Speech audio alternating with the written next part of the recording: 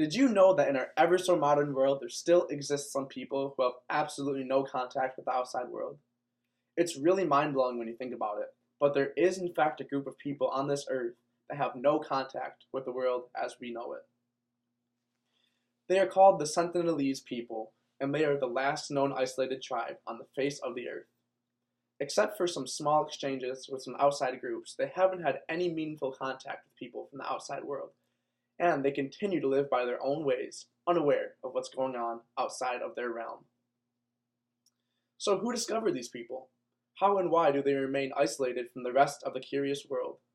I'm going to be telling you all about who these people are, their history and background, and about the stories and myths that revolve around them. The native mysterious people claim land on an area called North Sentinel Island. It's located east of India in the middle of the Bay of Bengal and the Andaman Sea. North Sentinel Island is next to the Great Andaman Island, which also has indigenous people. Now, these people from the surrounding islands have already made peaceful contact with outsiders, and some have even been integrated into modern society. There used to be many thousands of people living in various tribes in the Andaman Islands, but only a handful remain due to things such as illnesses and just contact with the outside world. And all that stuff has led to the dwindling population of these tribes. This leaves North Sentinel Island and its people to be the last known isolated people in the area and in the world. Seeing that the other isolated tribes of the Andaman Island have already been practically ruined, it makes sense that the Sentinelese tribe would like to be left alone. It's estimated that the Sentinelese people have been living there for roughly 60,000 years and counting, which is just astounding. Throughout the history of the native Sentinelese people, they have always been known to be a very violent and hostile group. Numerous attempts to contact these people have been made over the centuries, and unfortunately most of the ventures have ended with bloodshed or some form of violence. Going back in history, the first known knowledge of the island and its people was at the account of Marco Polo, who said that they were a most brutish and savage race, having heads, eyes, and teeth like those of dogs. They are very cruel and kill and eat every foreigner whom they can lay their hands upon.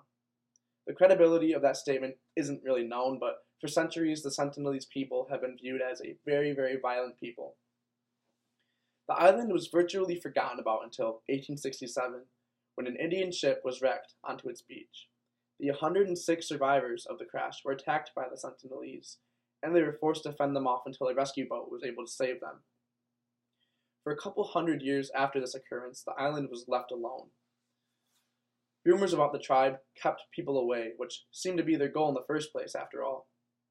It wasn't until 1974 that a group of anthropologists, a film crew, and armed policemen made their way to the island, with the goal of trying to make peace with the Sentinelese people.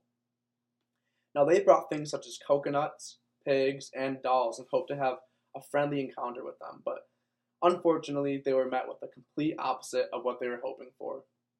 A frenzy of arrows were shot at the group of curious people, and a couple of injuries were sustained.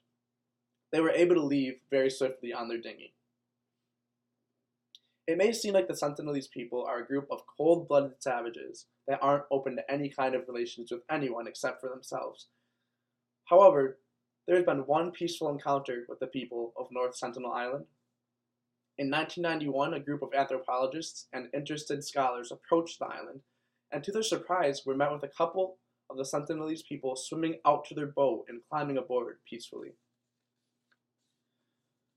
The group brought coconuts for the tribe, which they gladly took. A video was taken of this encounter, and it shows how interesting of people that the Sentinelese are. They have an extremely unique way of speaking, which involves them yelling at this odd higher-pitched tone. They greeted their visitors with smiles, and even touched or embraced them. Now, it was clear that they were very happy to receive the gift, and for some reason, they did not feel threatened by the outsiders in this particular case. At the end of the visit, however, one man was threatened with a knife after the tribe thought the man intended to stay on the island with them, which is obviously the last thing that they want. The group left soon after this encounter. After visiting with the Sentinelese people, the members agreed that they should probably leave the tribe alone and just let them live however they would like to live.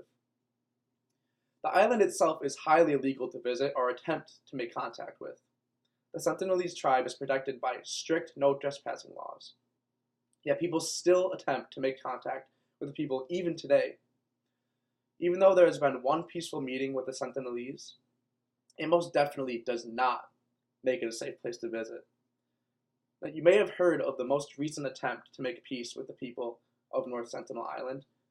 A man named John Chow, who was a Christian missionary, made his way to the island in a small craft directed by Indians to attempt to tell them about his religion and hopefully expose them to it. Very quickly, however, Chow was killed by a rain of arrows.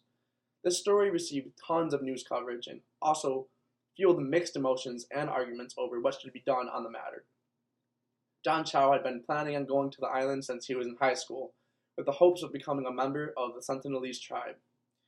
Many were outraged when they learned about this because they called him a fool, and they even threw out the fact that he could have killed the entire tribe with diseases that they aren't immune to, obviously. However, other reports have said that Chow was vaccinated and quarantined to prepare for the mission. There are even some reports that some people believe John Chow may still be alive, even though the only eyewitnesses at the scene claim to have seen the tribe bury Chow in the sand. So it's certainly an interesting story to be following. Sometimes you may ponder with the thought of what it would be like to be living in the hunting and gathering days without the modern luxuries of technology or even the basic things like a light bulb. It's absolutely astounding to me that there are still a group of people in our world that are essentially living in a different time period than the rest of the world. These people are a treasure, and are a very fragile treasure at that. They are about the closest thing we have to a time machine, and I think that is just awesome. Even though it might be human nature to try and make these people integrate into the rest of our society, the Sentinelese people need to be preserved, and the only way to do that is to leave them alone. So today I talked to you about a very interesting part of our world, and hopefully helped you learn some new facts that you didn't already know by informing you about who these people are, their history and background, and about the stories and myths that revolve around them.